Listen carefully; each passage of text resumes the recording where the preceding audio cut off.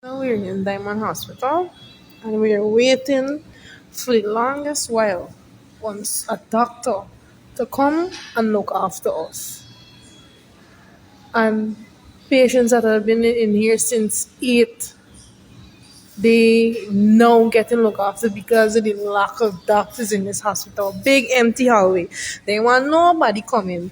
But the stopping but they get nobody in here. You're stopping people from coming in. But you get nobody in here for 10 to anybody. One doctor in the hospital, in the whole big hospital. And this is what's going on.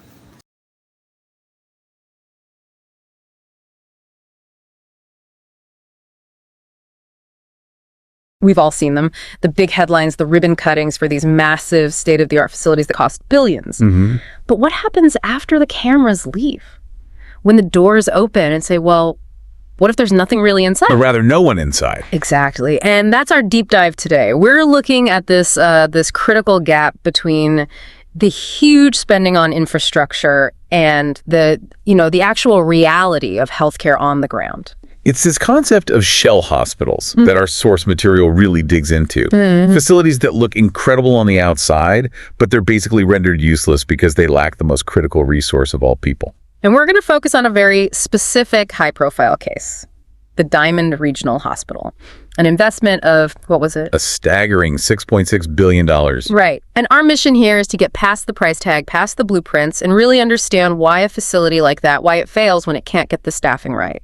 It's what our sources are calling an infrastructure tipping point. Yeah. That moment where all the money you pour into concrete and steel, it stops giving you any real return for people's health. Okay, so let's unpack this. And the best place to start is where this failure hits the hardest, with the patient. Absolutely. The story that blew this all open involves an elderly gentleman who was brought into the hospital's 24/7 emergency department. And his symptoms were, they were serious. Oh, extremely. Yeah. The reports list vomiting, dizziness, impaired eye motion, and on top of that, his blood pressure and sugar levels were dangerously high. So these are major red flags. This isn't a minor issue. We're talking about a potential hypertensive crisis, maybe a neurological event. Something that requires immediate attention.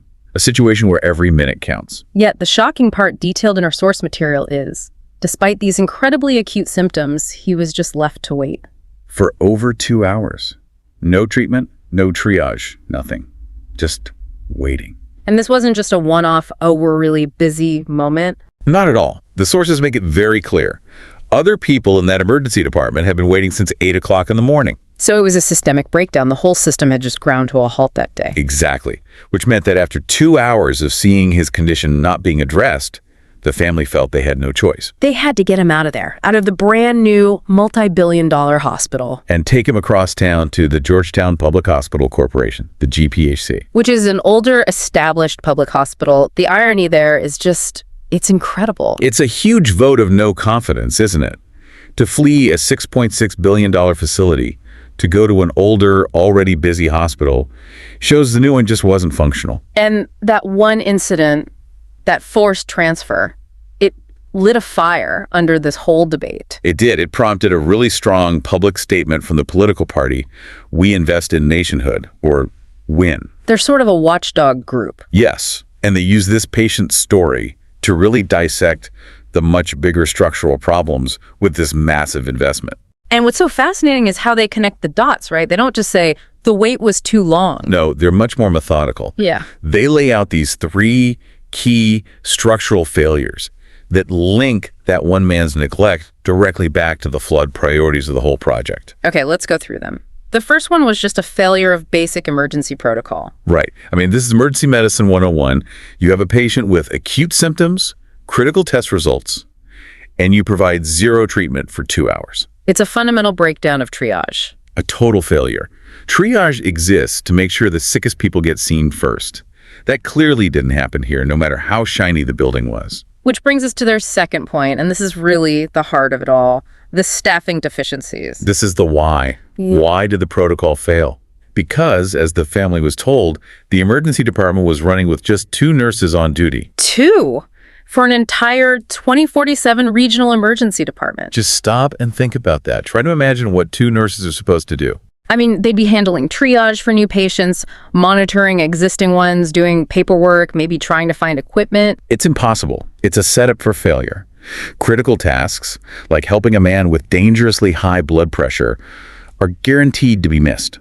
It's not about negligence, it's about an impossible workload. So the human function is just completely broken. It doesn't matter what equipment you have, the emergency room effectively becomes just a waiting room. A dangerous one.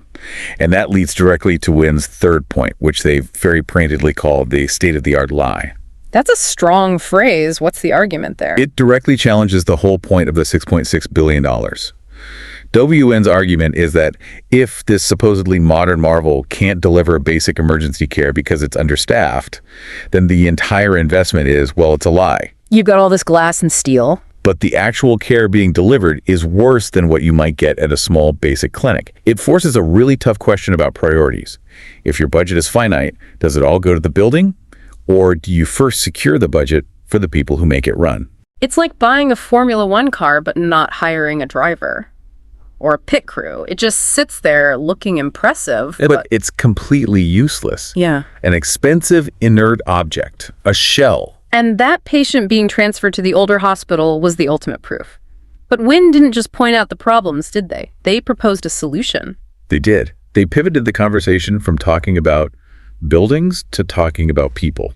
Human capital. Their main call to action was aimed at the government officials, right? Yes, specifically calling on them to give hospitals the resources they actually need. They stated it very plainly. Human resources are our most valuable asset.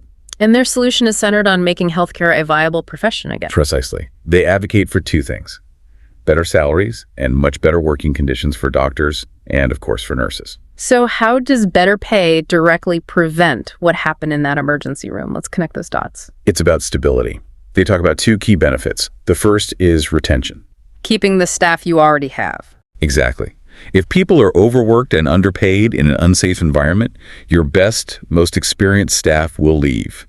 That creates the vacuum that leads to a two-nurse ER. So better conditions stop that bleeding of talent. That makes sense. And the second benefit, that was about bringing people back, wasn't it? Yes, that's the recruitment piece. They specifically talk about motivating skilled doctors and nurses who are working overseas to return home. So you make the local health system competitive again. You make it an attractive place to work. Right. So you're not just plugging the holes, you're actively trying to bring high-level expertise back into the country to fill those gaps. It's a real long-term strategy. It flips the whole model on its head. It says the expertise of the people is the only thing that can turn a $6.6 billion building into a hospital that actually saves lives. This is the only way to fix the system. Better pay, better conditions. Yeah. That leads to better staffing. And better staffing is what allows for things like, proper emergency triage.